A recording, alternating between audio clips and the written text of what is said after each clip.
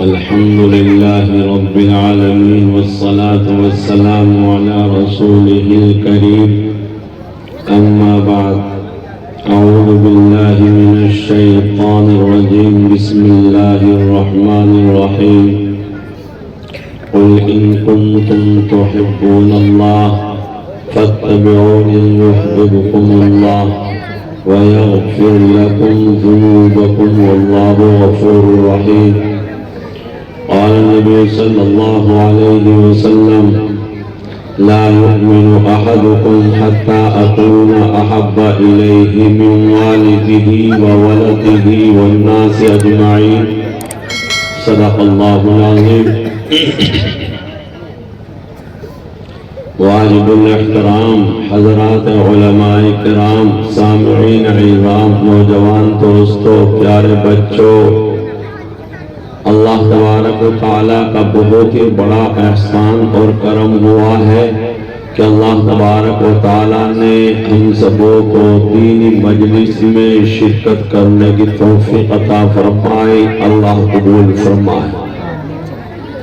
آپ سب حضرات مبارکبادی کے مستحق ہیں، کیونکہ آپ حضرات نے اپنی ضروریات کو آگے پیچھے کیا، اپنے گھروں کو چھوڑا، اپنی بیٹھکوں کو چھوڑا، اپنی دکانوں کو چھوڑا، اللہ کی رضا کے لیے، مدرسے کی محبت میں، علماء کرام کی محبت میں، مدرسے والوں کی محبت میں، صوفی وقت حضرت قاری محمد سعید صاحب کے محبت میں. اللہ آپ حضرات کو جزائے خیر عطا فرمائے. میرے محترم، آپ کا یہاں آنا معمولی بات نہیں ہے. حضرت ابراہیم بن ادہم رحمت اللہ علیہ ایک مرتبہ خواب میں دیکھا ایک فرشتہ کچھ لکھ رہا ہے. معلوم کیا کیا لکھ رہے ہو؟ کہ اللہ کے عاشقوں کا نام لکھ رہا ہوں. اس میں کہیں میرا بھی نام ہے؟ فرمایا اس میں کہیں تمہارا نام نہیں ہے. اچھا ایسا کرو کہ اللہ کے عاشقوں سے محبت کرنے والوں میں میرا نام لکھ دو. وہ فرشتہ نے کہا ٹھیک ہے. وہ چلا جاتا ہے. کچھ دنوں کے بعد پھر خواب کے اندر آیا، دیکھا کچھ لکھ رہا ہے. معلوم کیا کیا لکھ رہے ہو؟ کہ ان حضرات کا نام لکھ رہا ہوں جن سے اللہ پیار کرتے ہیں، محبت کرتے ہیں. کہا اس میں کہیں میرا بھی نام ہے؟ کہا سب سے اوپر ابراہیم بن ادہم رحمت اللہ علیہ کا نام ہے. کہ جو اللہ کے عاشقوں سے محبت کرتا ہے، اللہ ان سے پیار کرتے ہیں. ہم اور آپ اپنے ان علماء سے محبت کریں گے، مدرسے والوں سے محبت کریں گے، حضرت قاری محمد سعید صاحب جیسے بزرگ ہستی سے محبت کریں گے، تو خدا کی قسم اللہ مجھ سے اور تم سے پیار کریں گے. تو آپ حضرات مبارکبادی کے مستحق ہیں. آپ حضرات اسے اپنے اوپر بوجھ نہ سمجھیں. یہ تو اللہ کا احسان ہے، اللہ کا کرم ہے کہ اللہ نے آپ کو یہاں آنے کی توفیق دی ہے. تو خیر میرے محترم، آپ سب حضرات حضرت کی محبت میں جو آئے ہیں وہ ہاتھ اٹھائے. کون کون آئے؟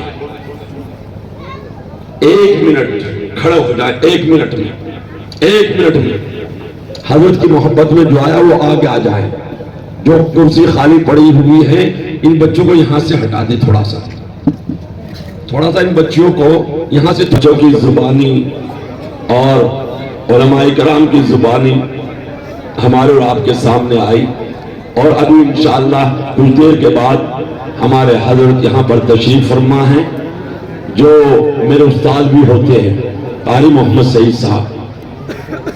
اگرچہ میں نے حضرت قاری صاحب سے کچھ پڑھا نہیں ہے، لیکن حضرت کے بڑے بھائی حضرت مولانا محمد زاہد صاحب دامت برکاتہم العالیہ میرے استاد ہیں. اور حضرت قاری محمد سعید صاحب بھی وہاں مدرسے میں پڑھاتے تھے. جیسے باپ کا بھائی چچا ہوتا ہے، ویسے ہی استاد کے بھائی میرے استاد ہوتے ہیں. میں اسی نیت سے حضرت کو دیکھتا ہوں اور اسی طرح سے قدر کرتا ہوں. اللہ حضرت کو صحت تندرستی کے ساتھ، عافیت کے ساتھ، سکون کے ساتھ اللہ حضرت کا سایہ ہم سبوں کے سروں پر تاج قائم فرمائے۔ میرے محترم، بس ایک واقعہ، اللہ کے رسول صلی اللہ علیہ وسلم نے آپ سے کتنی محبت، کتنا پیار ہے۔ میرے محترم، آخری وقت ہے، ملک الموت باہر کھڑے ہیں، حضرت جبرائیل علیہ السلام اندر تشریف فرما ہے۔ حضرت جبرائیل علیہ السلام نے فرمایا یا رسول اللہ، ملک الموت اندر آنے کی اجازت چاہتا ہے۔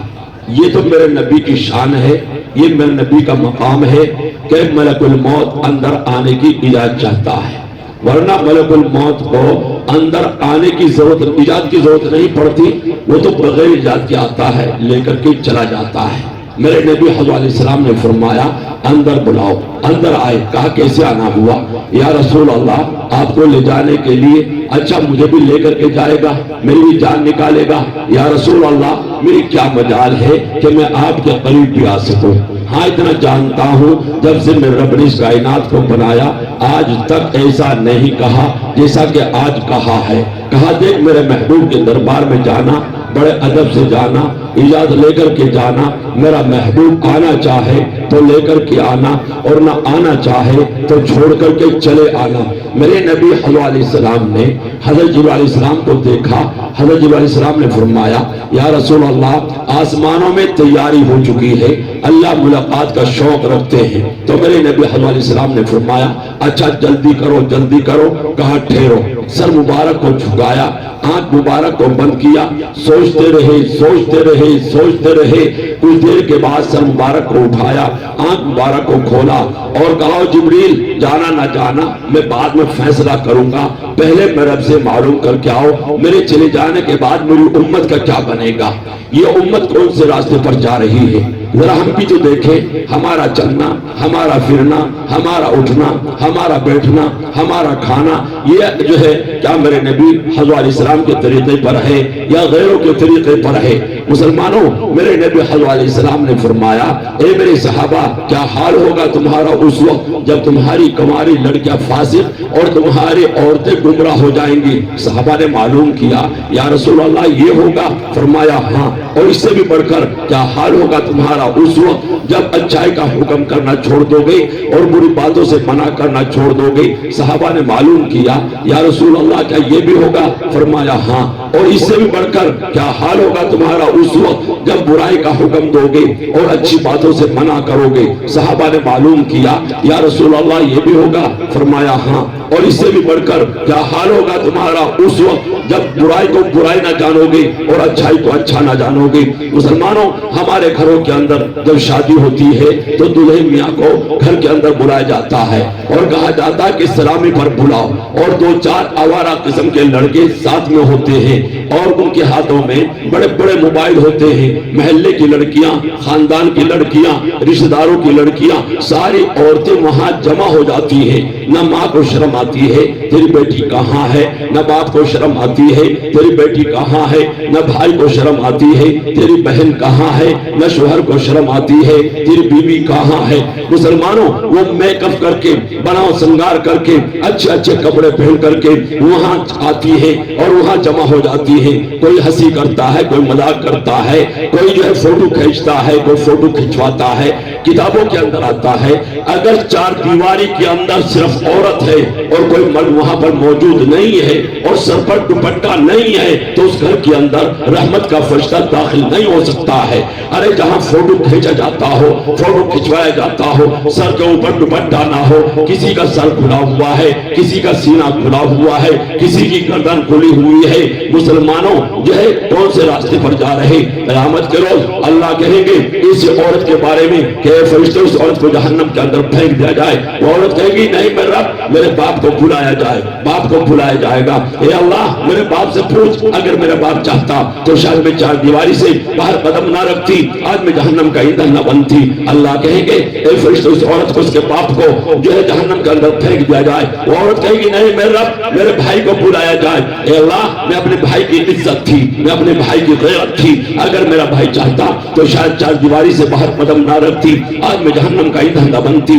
اللہ کہیں گے اے فرشتے اس عورت کو، اس کے باپ کو، اس کے بھائی کو جہنم کے اندر پھینک دیا جائے۔ وہ عورت کہے گی نہیں میرے رب، میرے جو ہے شوہر کو بلایا جائے، شوہر کو بلایا جائے گا، اے اللہ میرے شوہر سے پوچھ، اگر میرا شوہر چاہتا تو شاید میں چار دیواری سے باہر قدم نہ رکھتی، آج میں جہنم کا ایندھن نہ بنتی۔ اللہ کہیں گے فرشتے اس عورت کو، اس کے باپ کو، اس کے بھائی کو، اس کے شوہر کو جہنم کے اندر پھینک دیا جائے۔ وہ عورت کہے گی نہیں میرے رب، میرے بیٹے کو بلایا جائے، بیٹے کو بلایا جائے گا، اے اللہ میرے بیٹے سے پوچھ، اگر میرا بیٹا چاہتا تو شاید میں چار دیواری سے باہر قدم نہ رکھتی، آج میں جہنم کا ایندھن نہ بنتی۔ اللہ کہیں گے فرشتے اس عورت کو، اس کے باپ کو، اس کے بھائی کو اور اس کے شوہر کو، اس کے بیٹے کو جہنم کے اندر پھینک دیا جائے۔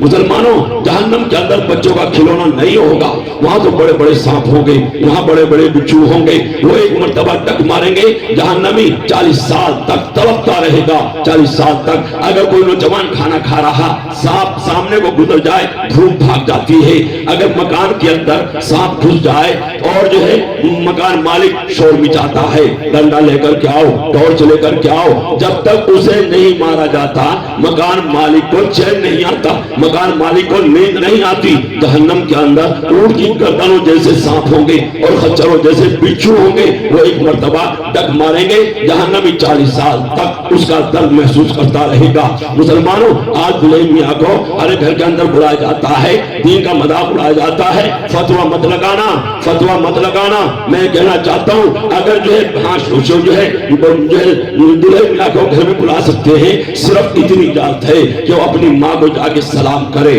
ماں ساس جو ہے ہونے والی ماں ساس اس کے سر پر ہاتھ رکھ دے، یہ محلے کی عورتیں یہ کہاں سے آئی، یہ رشتہ داروں کی عورتیں یہ کہاں سے آئی، ان کا کیا معاملہ ہے؟ مسلمانوں اللہ کا میرے نبی وقت اجازت نہیں دے رہا ہے، اللہ کے رسول صلی اللہ علیہ وسلم نے اپنی بیٹیا حضرت فاطمہ رضی اللہ تعالیٰ عنہا سے معلوم کیا، بیٹی یہ بتا تجھے کیا پسند ہے؟ فرمایا ابا مجھے تو یہ پسند ہے کسی غیر محرم کی نظر میرے اوپر نہ پڑے اور میری نظر کسی غیر محرم کے اوپر نہ پڑے۔ مسلمانوں کامیابی کا مدار یہاں کی دولت پر نہیں، کامیابی کا مدار یہاں کے بنگلوں پر نہیں، کامیابی کا مدار یہاں کے کھانوں پر نہیں، کامیابی کا مدار ہے اللہ کی رضامندی پر۔ کامیابی کا مدار اگر یہاں کی دولت پر ہوتا، یہاں کے کھانوں پر ہوتا تو میرے نبی حضرت علیہ السلام کے گھر میں کبھی فاقہ نہ آتا۔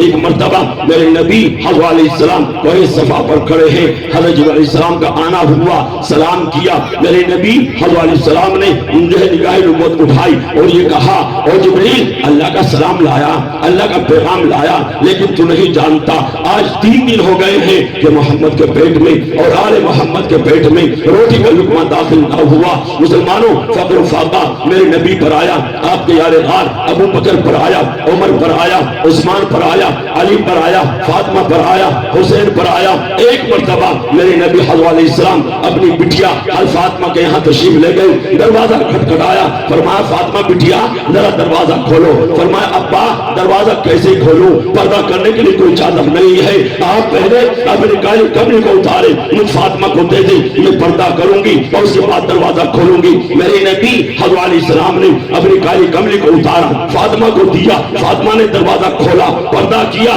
دروازہ کھولا۔ مسلمانوں دیکھا چہرے پر اداسی ہے، چہرے پر غم ہے۔ جب ایک باپ اپنی بٹیا کے یہاں سسرال میں جاتا ہے تو باپ کے چہرے کو دیکھ کر کے بیٹی کے دل میں جو پیار چھلکتا ہے اسے دنیا کا ایک باپ یا بیٹی محسوس کر سکتی ہے اور کوئی محسوس نہیں کر سکتا ہے۔ مسلمانوں میرے نبی حضرت علیہ السلام نے فرمایا بٹیا کیا بات ہے، میرا آنا تیرے خوشی لے کر نہیں آیا؟ فرمایا ابا ایسی بات نہیں ہے، فوراً جلدی سے قریب آ جاتی ہے اور اپنا سر میرے نبی کے سینے پر رکھتی ہے اور آنکھوں سے آنسو گرنے لگتے ہیں۔ جب تاجدار مدینہ حضرت علیہ السلام نے بٹیا کی آنکھوں میں آنسو دیکھے تو تاجدار مدینہ حضرت علیہ السلام سے رہا نہ گیا، آپ کی آنکھوں سے آنسو ٹپ ٹپ گرنے لگے۔ یہ محمد رسول اللہ ہے کہ تاج کی گلیوں میں جب لوگوں نے پتھر مارے آپ کی آنکھوں میں آنسو نہ تھے، لوگوں کے لیے دعا دعائیں تھیں. جب آپ کے دندان مبارک شہید کیے گئے تو آپ کے آنکھوں میں آنسو نہ تھے. لوگوں کے لیے دعائیں تھیں. جب آپ بٹیا کی آنکھوں میں آنسو دیکھے تو تاجدار مدینہ حضرت علیہ السلام سے رہا نہ گیا اور جو ہے آپ کی آنکھوں سے آنسو نکلنے لگے. تھوڑی کے نیچے ہاتھ دیا, اوپر کو کیا, فاطمہ کیا بات ہے؟ علی نے کچھ کہا؟ علی نے ڈانٹا؟ علی نے سخت الفاظ کہے؟ فرمایا ابا علی تو بڑی عزت کرتا ہے, بڑی تقریم کرتا ہے, بڑا خیال رکھتا ہے. جہاں علی کے اندر یہ بات ہے کہ میں علی کی زوجہ ہوں, علی سے زیادہ سمجھتا ہے کہ میں تاجدار مدینہ کی بٹیا ہوں. ابا علی نے کچھ نہ کہا, علی نے نہ ڈانٹا, علی نے سخت الفاظ نہ کہے. پھر فرمایا میرے نبی حضرت علیہ السلام نے بٹیا آنکھوں میں آنسو کیوں آئے؟ فرمایا ابا آج 3 دن کا فاقہ ہے, کھانے کو کچھ نہ ملا, کئی دنوں سے بیماری ہے, سر میں بڑا شدید درد ہے. ابا آپ کا چہرہ مبارک دیکھا تو بے ساختہ آنکھوں سے آنسو نکل پڑے. ابا میرے محترم, آج کا کوئی نوجوان ہوتا, آج کا کوئی باپ ہوتا, ہاتھ پکڑ کر کہتا میں نے تیرا نکاح کہاں کر دیا ہے, میں نے تیرا نکاح کہاں کر دیا ہے, چلو دوائی میں دلواتا ہوں, کھانا میں کھلواتا ہوں. لیکن نہیں نہیں, میرے نبی حضرت علیہ السلام نے جو رشتے کی عظمت بتلانی تھی, رشتے کی عظمت سکھانی تھی, فرمایا فاطمہ اگر تیرے گھر میں بیماری ہے تو علی کا گھر تیرا گھر ہے, اگر تیرے گھر میں صحت ہے تو علی کا گھر تیرا گھر ہے, اگر تیرے گھر میں صبر و فاقہ ہے تو علی کا گھر تیرا گھر ہے. فاطمہ صبر کرنا, صبر کرنا, صبر کرنا, اللہ نے تجھے جنتی عورتوں کا سردار بنایا ہے. اور پھر دلاسا دیا فاطمہ اگر تو فاقے سے ہے تو تیرا باپ بھی شہر ٹکڑے نہیں توڑتا. آج 4 دن ہو گئے ہیں تیرا ابا کے پیٹ میں روٹی کا لقمہ داخل نہ ہوا. مسلمانوں, فقر و فاقہ اگر کامیابی کا مدار یہاں کی دولت پر ہوتا, یہاں کے کھانوں پر ہوتا, یہاں کے بنگلوں پر ہوتا تو خدا کی قسم میرے نبی حضرت علیہ السلام کے گھر میں کبھی فاقہ نہ آتا. ارے آتا, ہاتھ کھا کے بولو, آتا کبھی نہ آتا. خیر میرے محترم, اور حضرت اللہ کے رسول صلی اللہ علیہ وسلم نے فرمایا اور جبریل جانا نہ جانا میں بعد میں فیصلہ کروں گا, پہلے میرے سے معلوم کر کے آؤ میرے چلے جانے کے بعد میری امت کا کیا بنے گا, میری امت کا کیا بنے گا. جبریل علیہ السلام گئی, اللہ نے کہا میرے محبوب سے کہہ دے, میرے محمد سے کہہ دے, میرے مدثر سے کہہ دے تیرے چلے جانے کے بعد تیری امت کو بے یارو مددگار نہیں چھوڑا جائے گا. میرے نبی حضرت علیہ السلام نے فرمایا اب میری آنکھیں ٹھنڈی ہو گئی, اب مجھے لے کر کے چلو. مسلمانوں وقت تھا میرے نبی حضرت علیہ السلام یہ کہتے میری فاطمہ کا کیا بنے گا, میرے حسن کا کیا بنے گا, میرے حسین کا کیا بنے گا, میرے علی کا کیا بنے گا, میرے عثمان کا کیا بنے گا, میرے عمر کا کیا بنے گا, میرے ابو بکر کا کیا بنے گا, میرے صحابہ کا کیا بنے گا. فاطمہ سے بڑی محبت ہے, خیال نہیں آیا. ارے حسن سے بڑا پیار ہے, خیال نہیں آیا. اگر خیال آیا ہے تو اس امت کا خیال آیا ہے کہ میرے چلے جانے کے بعد میری امت کا کیا بنے گا. مسلمانوں, میرے نبی حضرت علیہ السلام نے فرمایا میرا امت کی ہوگا تو کام کبھی نہ کرے گا, ایک جھوٹ نہ بولے گا.